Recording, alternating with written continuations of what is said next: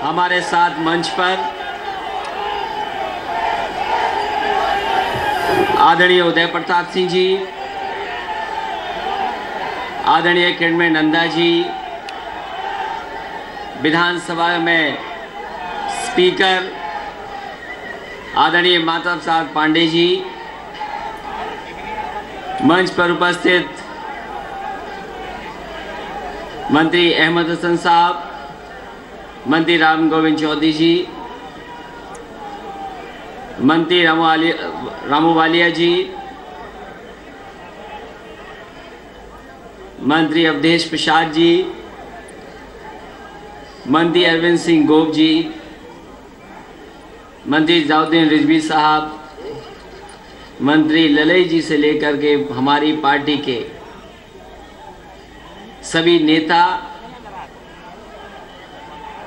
आदरणीय किरणमानंद जी से लेकर के हमारे वरिष्ठ सभी नेतागण, दाएं हाथ पर बैठे हुए बड़ी संख्या में मंत्री, विधायक, बड़ी संख्या में समाजवादी साथी, हमारे सभी पत्रकार बंधुओं, नौजवान साथियों, आज जहां घोषणा पत्र 2017 के चुनाव के लिए जहां हम आपके बीच में रख रहे हैं, वहीं 22 तारीख जो है हमारे समाजवादी नेता जनेश्वर मिश्र जी को याद करने का भी दिन है। जो घोषणा पत्र 2012 में नेताजी और हमारे वरिष्ठ नेताओं ने जो बना करके जनता के बीच में रखा था, उसका जहां समर्थन मिला, सरकार बनने के बाद उनको तमाम चीजों को पूरा करने का काम भी समाजवादी सरकार ने किया है। इसे आज जहां जनेश्वर मिश्र जी को हम याद कर रहे हैं, वहीं समाजवादी पार्टी का आने वाले समय में सरकार बनाने के लिए जनता के बीच में जो घोषणा पत्र रखा जा रहा है, मैं समझता हूं वो संकल्प के साथ हम उस घोषणा पत्र को जनता के बीच में रख रहे हैं आपके माध्यम से।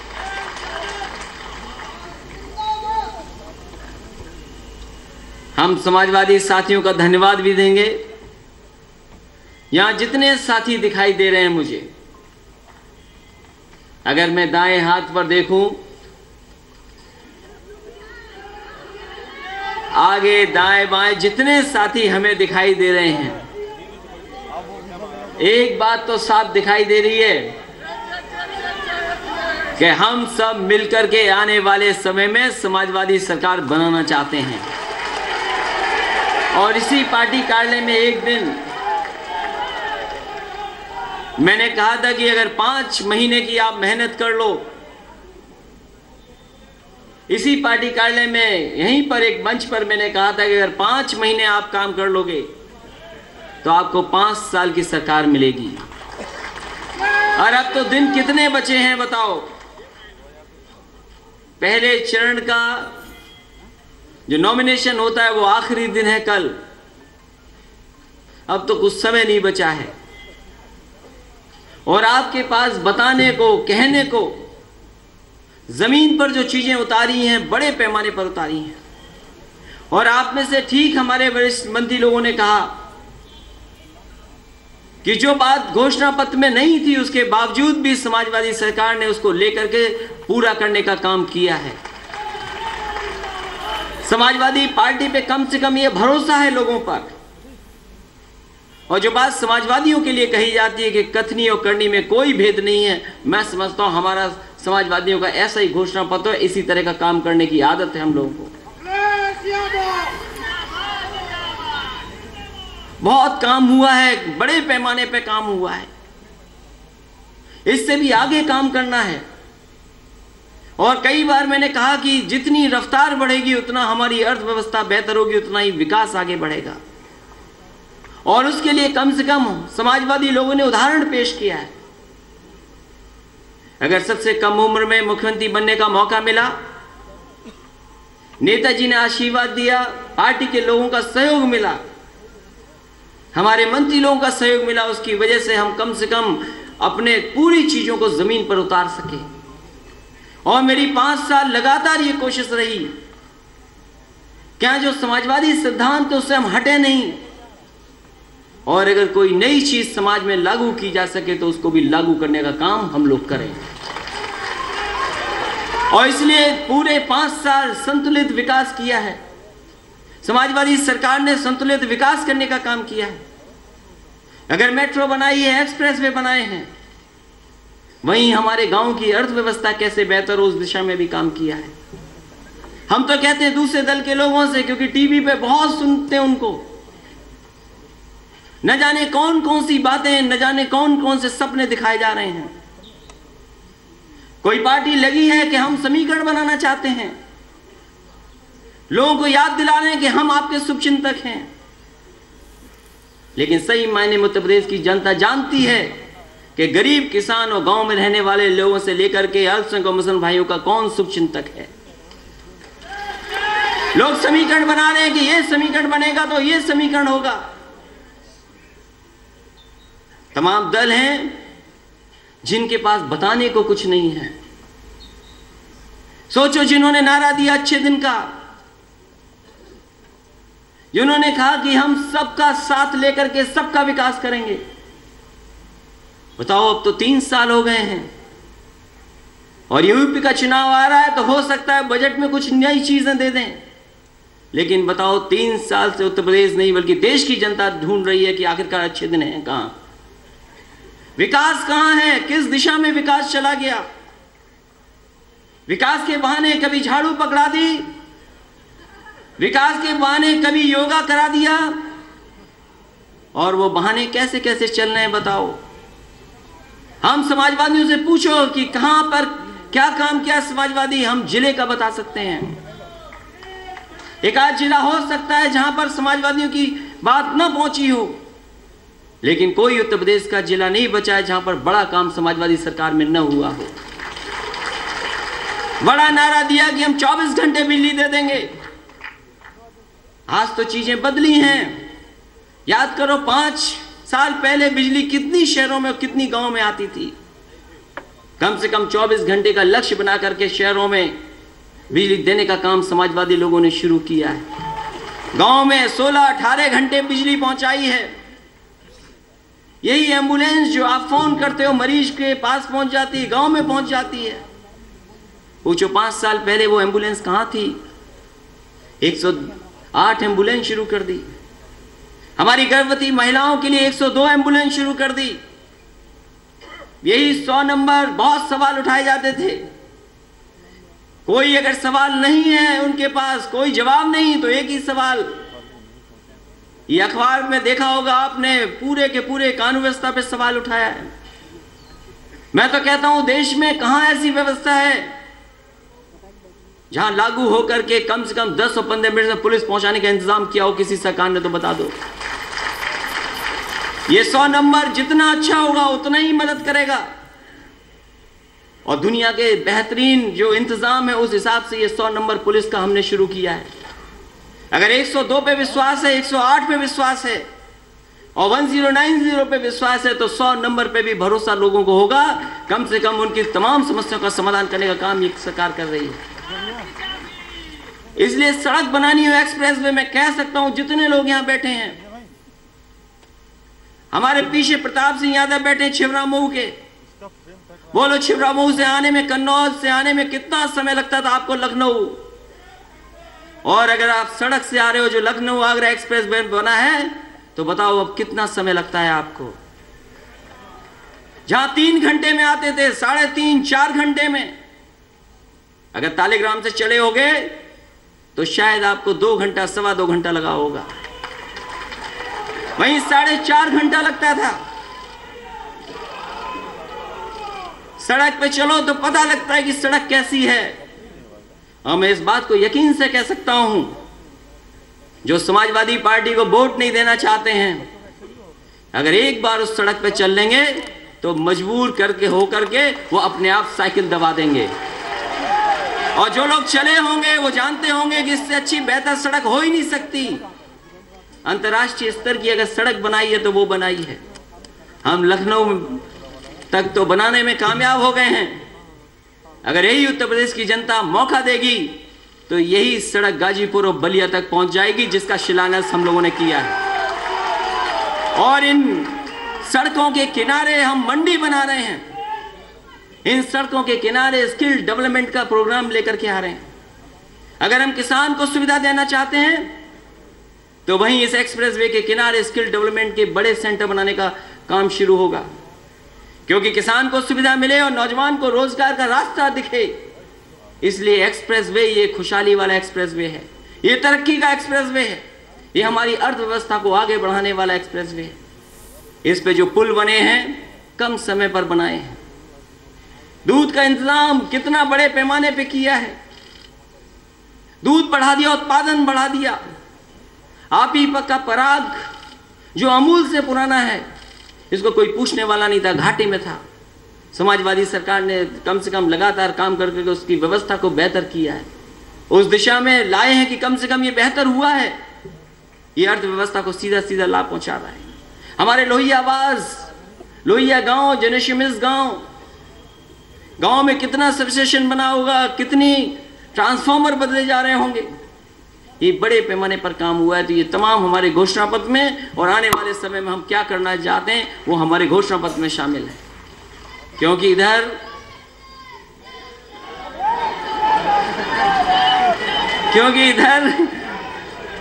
बहुत कुछ राजनीति में हुआ है। और खैर कम से कम मैं ये कह सकता हूं सरकार में कि जहां हर वर्ग के लिए काम किया है, शायद ही किसी सरकार ने बच्चों के लिए इतना अच्छा काम किया होगा जितना समाजवादियों ने किया है। और मुझे वो बात अच्छी तरह याद है, जब मैं एक गांव में गया मैनपुरी के पास, उस गांव में गया, मैंने कहा कि प्राइमरी स्कूल में देखना चाहता हूं। और प्राइमरी स्कूल में जब मैं गया, वहां देखा मैंने कि बच्चे पढ़ रहे हैं। वहां पर मैंने सबसे नाम पूछा कि बच्चों तुम्हारा नाम क्या है। कोई बहुत बड़ी संख्या में बच्चे नहीं मिले, ज्यादा से ज्यादा 9 बच्चे थे उसमें। जो गांव के सबसे गरीब लोग थे उनके बच्चे पढ़ रहे हैं वहां, क्योंकि हमारे सैफी गांव में मेला चल रहा था। तो मैंने कहा कि मेला सुना होगा, मेला चल रहा है। उन बच्चों को सबको पता था मेला चल रहा है। मैंने उसी समय जेब से पैसा निकलवाया और कहा कि 500 सब बच्चों को दे दो। उन बच्चों को 500 दे दिया। अब सुनने में आया है कि उस स्कूल में संख्या बहुत बढ़ गई है, वो मुख्यमंत्री का इंतजार कर रहे हैं। और वो किस्सा तो मैंने कई बार सुनाया है प्राइमरी एजुकेशन का, स्कूल का। एक बार कि जब यहां पर आपके लखनऊ के बगल के एक स्कूल में जब मैं गया था, मैं जानता हूं प्राइमरी स्कूल में बहुत काम करना है। जो काम किया है वो अभी पूरा नहीं, उससे भी ज्यादा काम करना है। अगर शिक्षा मित्रों की मदद की है या स्कूलों में नौकरी दी है, हमारे मंत्री जानते होंगे, आदित्य अहमद साहब जानते होंगे, लाखों लाख नौकरियां इस विभाग में मिली हैं। कोई उंगली नहीं उठा सकता। हमारे मोहल्ले वाले कितना आंदोलन, 14 साल आंदोलन चला रहे थे, उर्दू मोहल्ले वाले। इसी समाजवादी सरकार ने उन्हें समायोजित करने का काम दिया, उनको भी आगे बढ़ाने का काम किया। इसे याद होगा जब मैं रायबरेली वाली बात बता रहा था, क्योंकि वो प्रेस के मतलब की भी बात है। जब मैं वो स्कूल में गया और मैंने पूछा ये बताओ कितना पढ़ना जानते हो, उसने पढ़ के किताब बताई तो शायद वो पढ़ नहीं पा रहा था, क्योंकि शिक्षक ने रट करके पढ़ा दिया था उसको। जो कुछ रट करके याद था वही पढ़ रहा था। मैंने पन्ना पलट दिया, वो नहीं पढ़ पाया। मैंने बहुत सारी चीजें पूछी, कुछ का जवाब दे पाया, कुछ का जवाब नहीं दे पाया। मैंने आखिरी में पूछा कि ये बताओ कि तुम मुझे पहचाने? बोले हाँ मैंने पहचान लिया। तो मैंने कहा बताओ कौन हो? तो बोले आप राहुल गांधी हैं। और ये बात सच है, क्योंकि पत्रकार साथियों आगे मतलब की बात है यहाँ पे। तो प्राइमरी एजुकेशन से लेकर के किस क्षेत्र में नहीं काम किया। प्लेटें दे दी, प्लेट थालियां दी हैं, ग्लास दिए, हमने देखा जाके स्कूलों में। बैग दिया उनको, आरटीए एक्ट लागू कर दिया। अब इस कैसे गुणवत्ता की पढ़ाई हो, क्वालिटी ऑफ एजुकेशन कैसे बेहतर हो हमारे सरकारी स्कूलों में, उस दिशा में हम लोग आने वाले समय में काम भी करेंगे। इसलिए बहुत सारा समाजवादियों ने काम किया। हम तो कहते दूसरे दलों से कि अपने काम तो बताओ कोई, हमारे कार्यकर्ताओं से पूछ रहे 10 काम, तो 10 काम तुरंत बता देंगे। बताओ ये पत्थर वाली सरकार कितने काम गिनाएगी? ये पत्थर वाली सरकार बहुत टीवी पर आ रही है आजकल, बहुत पत्थर वाली सरकार के लोग टीवी पे दिखाई देते हैं। सोचो टीवी अगर टकरा गया पत्थरों से तो क्या होगा टीवी का? वो पत्थर जो लगे हैं लखनऊ में, नोएडा में, पूरे याद दिला रहे हैं। वो याद दिलाते हैं कि अगर सरकार बन गई, मौका मिल गया तो इससे बड़े बड़े हाथी लगा दिए जाएंगे, क्योंकि मुकाबला होगा आपकी समाजवादी सरकार से। आपने अगर जनेश्वर मिश्र जी के नाम पर पार्क बना दिया है तो कहेंगे इससे ऊंचा हाथी हमें बनाना है, मूर्ति से ऊंचा। तो सोचो कितना बड़ा लगा देगी वो सरकार। और कहीं उनके मन में आ गया महाराष्ट्र की सरकार से अगर कहीं उन्हें कंपटीशन करने का मौका मिल गया कि अगर महाराष्ट्र की सरकार ने कोई शिवाजी की बड़ी मूर्ति लगाई 1000 करोड़ की, और कहीं उनके मन में आ गया, क्योंकि हमारे पत्रकार साथी जानते हैं ज्यादा मिलते हैं उनसे, उन्हें मिलने का मौका मिलता है। सोचो किसी ने बता दिया कि उससे बड़ी आपको बनाना पड़ेगा, तो सोचो सरकार के खजाने का पैसे का क्या होगा।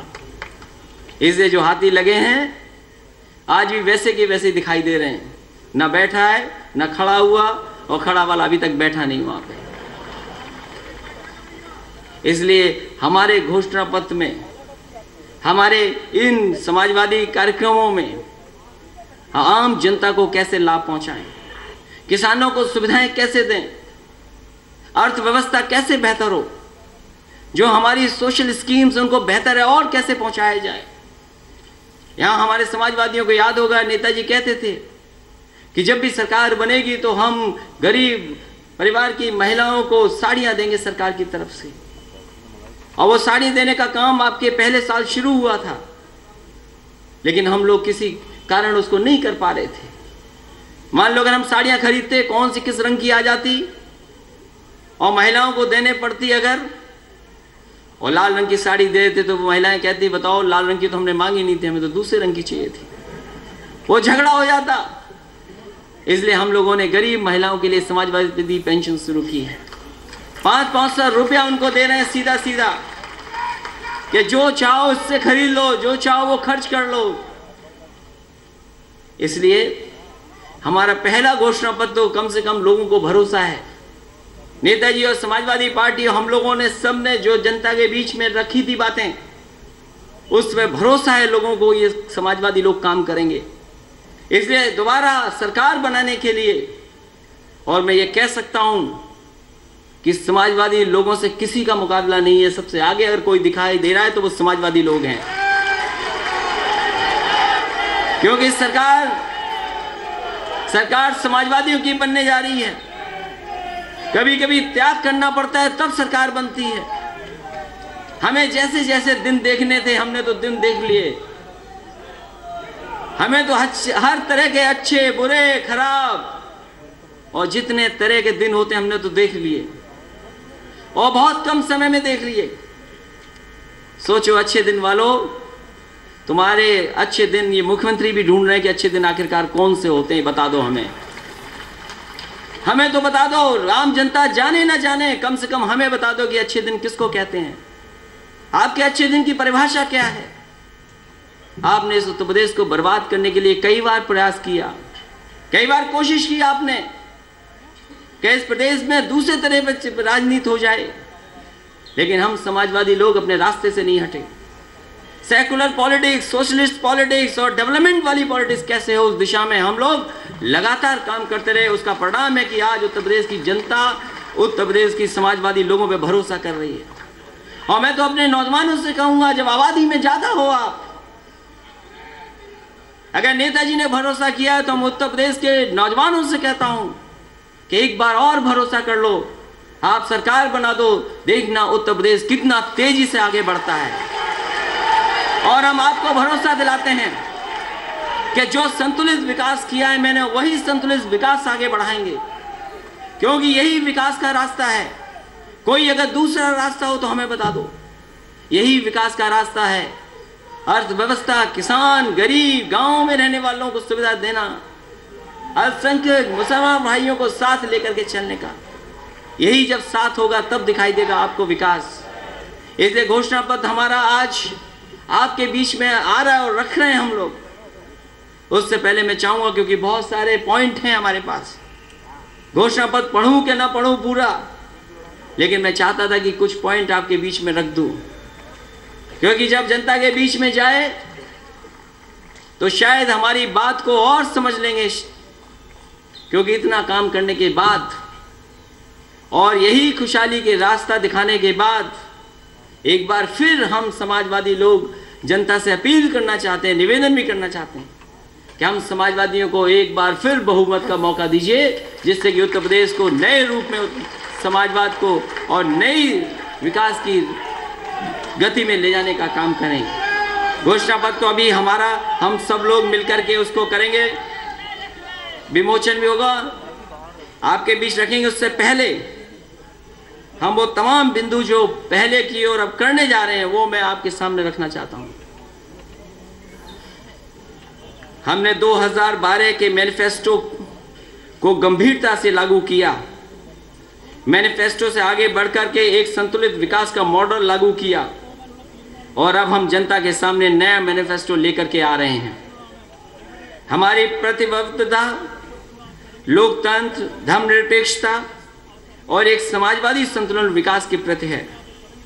मैनिफेस्टो में विकास और कल्याण का संतुलन रखना हमारी प्राथमिकता है। वर्तमान सरकार की लोकप्रिय योजनाएं जैसे laptop, Kanya Vidyadhan, Purvanchal expressway, 102, 108 ambulance,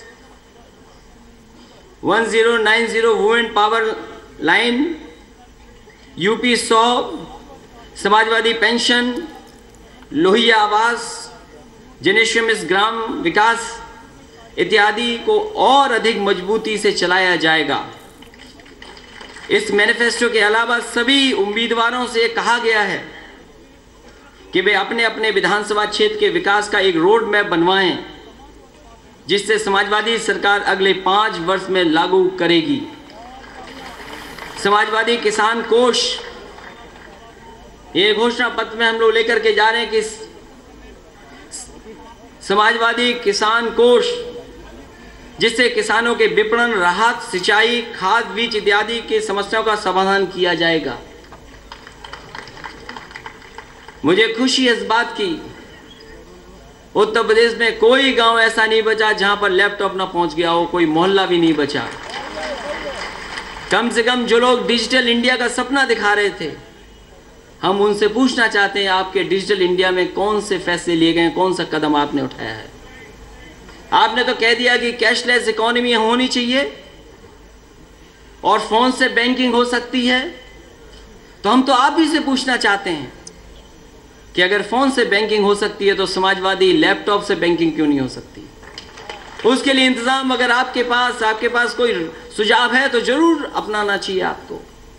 और वहीं कम से कम हम समाजवादी लोग ये कह सकते हैं कि ऐसा हम लोगों ने लैपटॉप दिया कि आज भी अगर कोई बटन दबाएगा उसका और ऑन करेगा तो हम और नेताजी उसमें दिखाई देंगे उसको। इसलिए आने वाले समय में एक कदम और आगे सरकार और लोगों से सीधा जोड़ने का काम। कई बार सरकार अपनी योजनाएं लोगों तक जानकारी नहीं करा पाती है, और कई बार लोग अगर जानना चाहें कि सरकार पे योजना क्या है, आज शायद ये संभव है टेक्नोलॉजी के दौर में, इंटरनेट और उसके तमाम दौर में, कि उन चीज़ों को जाना जा सकता है आसानी से अपने घर बैठ करके या काम करते हुए। इसलिए लैपटॉप तो बटेगा ही बटेगा। हमारे छात्र और छात्राएं जो बेहतर पढ़ रही हैं, पढ़ाई में आगे हैं, वहीं साथ ही साथ स्मार्टफोन देने का काम भी आने वाले समय में समाजवादी लोग करेंगे। मुझे खुशी है इस बात की, और मैं ये कहता हूं अपने पत्रकार साथियों के सामने भी और प्रदेश की जनता के सामने, जिस हिसाब से रजिस्ट्रेशन हुआ है, अगर उन्हीं लोगों ने वोट दे दिया तो समाजवादी लोग 300 सीटें जीत करके सरकार बना लेगी। क्योंकि 1,40,00,000 लोगों ने रजिस्ट्रेशन किया है। 1,40,00,000 लोगों ने रजिस्ट्रेशन किया है। इसलिए समाजवादी स्मार्टफोन योजना भी लेकर के आ रहे हैं, सरकार और किसान और गरीब और नौजवान लोगों को एक दूसरे से जोड़ने के लिए। इसके साथ साथ क्योंकि प्रदेश में पहली बार पेंशन ऑनलाइन सीधे अकाउंट में पहुंचाने का बड़े पैमाने पे काम शुरू हुआ था। समाजवादी पेंशन हो सकता है बनाने में कहीं शिकायत आ जाए, लेकिन अगर एक बार किसी गरीब परिवार की महिला की समाजवादी पेंशन बन गई तो बीच की जो बुराइयां वो पूरी तरीके से हम लोगों ने खत्म की हैं। समाजवादी पेंशन सीधे उनके अकाउंट में पहुंचती है। कभी कभी मैंने जब बांटा है समाजवादी पेंशन तो उनका चेकबुक देखी, मैंने पासबुक देखी और मैंने उनसे पूछा कि ये बताओ पैसा अकाउंट में तुम खर्च क्यों नहीं करने। इसका जवाब शायद उन्होंने नहीं दिया, मुस्कुरा करके चली गई। कई बार उनके हम देखते हैं पासबुक खर्च नहीं कर रही है हमारी माताएं बहनें। इसलिए आने वाले समय में समाजवादियों ने तय किया है कि 1 करोड़ लोगों को 1000 की मासिक पेंशन देने का काम होगा। अत्यंत गरीब लोगों को निःशुल्क गेहूं और चावल का वितरण होगा। घरेलू कामगारों और असंगठित क्षेत्रों के मजदूर हेतु विशेष योजना चालू होगी, क्योंकि बहुत सारे हमारे असंगठित मजदूर न केवल उत्तर प्रदेश में बल्कि उत्तर प्रदेश के बाहर भी काम करने जाते हैं। इसलिए एक बड़े पैमाने पर इसके लिए योजना लाने का काम सरकार के माध्यम से होगा। गरीब महिलाओं को प्रेशर कुकर ताकि वे कम समय में खाना बना सकें, ये काम भी हमने पत्थर वाली सरकार से छीन लिया। शायद उन्हें सोचना चाहिए था ये पहले, उन्हें पहले ये सोचना चाहिए था हमसे पहले।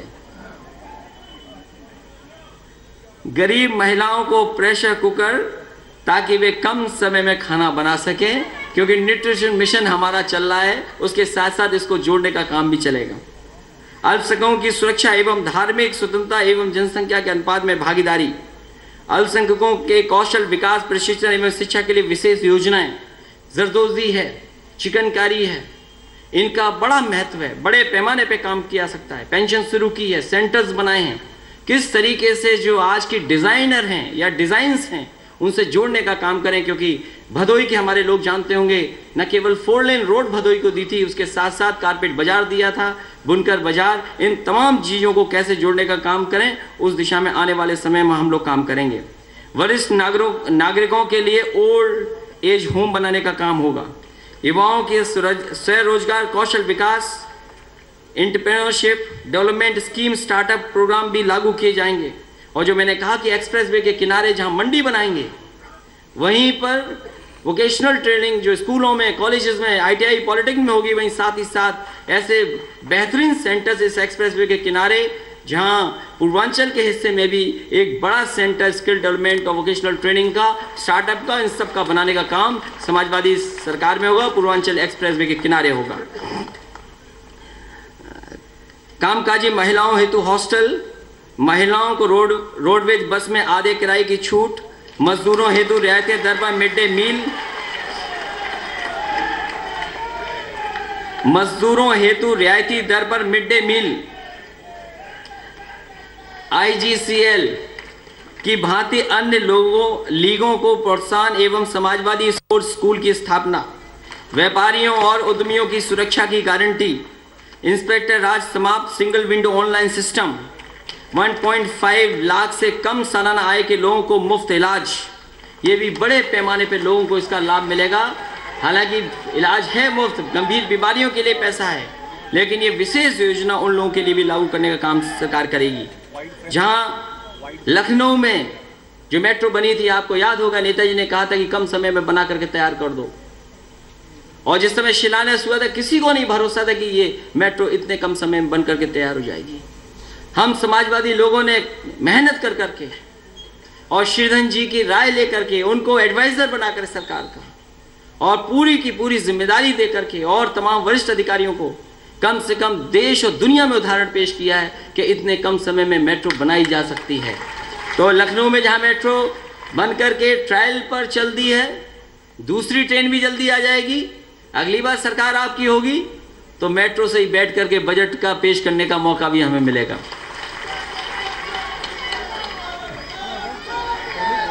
आगरा, कानपुर, मेरठ, वाराणसी में भी मेट्रो, समाजवादी पूर्वांचल एक्सप्रेस के साथ साथ बुंदेलखंड को तराई और लखनऊ को नेपाल बॉर्डर से जोड़ने के लिए ग्रीनफील्ड एक्सप्रेस वे।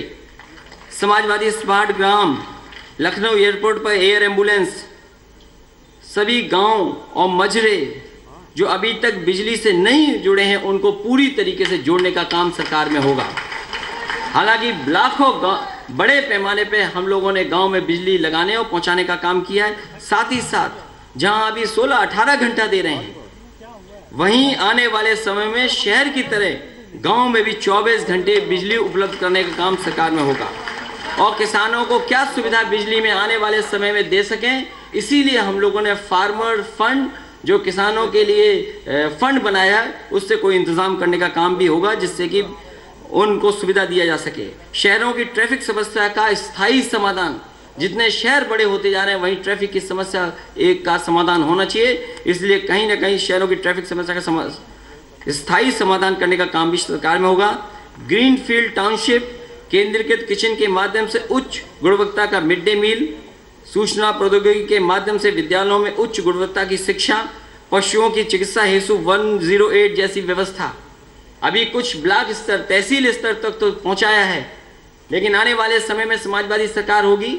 जिस तरीके से एम्बुलेंस गरीब गांव में पहुंच जाती है उसी की मदद के लिए, अगर 108, 102 सक्सेसफुल हुई है, जहां 100 नंबर पुलिस पहुंच जाती है, वहीं अगर गरीब किसान का जानवर बीमार अगर हो गया, गांव में जानवर बीमार हुआ, तो उसके लिए भी एम्बुलेंस का इंतजाम सरकार करेगी। उसमें डॉक्टर बैठ कर के आएंगे।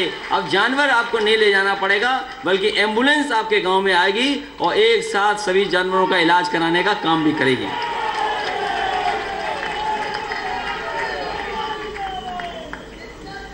हस्तशिल्प बुनकर हेतु पेंशन और प्रोत्साहन योजना, शेष 25 जनपदों को जनपद मुख्यालयों की 4 लेन रोड से जोड़ना। मैं कह सकता हूं कि समाजवादी सरकार में बड़े पैमाने पे जिला मुख्यालय जोड़े गए हैं, चाहे वो सोनभद्र से बनारस जोड़ा गया हो, भदोही से बाबतपुर जोड़ा गया हो, आजमगढ़ से मऊ जोड़ने का काम चल रहा हो, चाहे बहराइच से श्रावस्ती जोड़ने का काम हुआ हो, इसी तरह हमीरपुर कालपी जोड़ने का काम हुआ हो, या आपका गोंडा से बलरामपुर RCC रोड बन रही हो, इसी तरह बलिया के हिस्से में दूसरे में काम हो रहा हो, या एक्सप्रेस वे चल रहा हो, इटावा मैनपुरी जोड़ा हो, आपका मुरादाबाद से लेकर के आपका संभल 4 लेन से जुड़ा हो, आपका जोया से अमरोहा जोड़ा हो, वहीं मुजफ्फरनगर से वाया देवबंद सहारनपुर जोड़ा हो, तमाम 4 लेनों से जोड़ा है। आने वाले समय में 25 आपका सीतापुर से लखीमपुर काम चल रहा है 4 लेन का।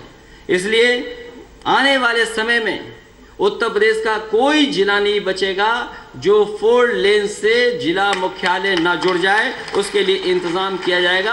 अगले 5 साल में बनाए। तहसील स्तर पर फैमिली बाजार बनाने का काम, युवा अधिवक्ताओं को आर्थिक सहायता, चौकीदारों, PRD जवानों, होमगार्डों के मानदेय में वृद्धि, विभिन्न प्रकार की संविदा कर्मचारियों की समस्याओं का प्राथमिकता पर समाधान, भूतपूर्व सैनिकों के लिए सैनिक कल्याण निगम को अधिक प्रभावी बनाया जाएगा।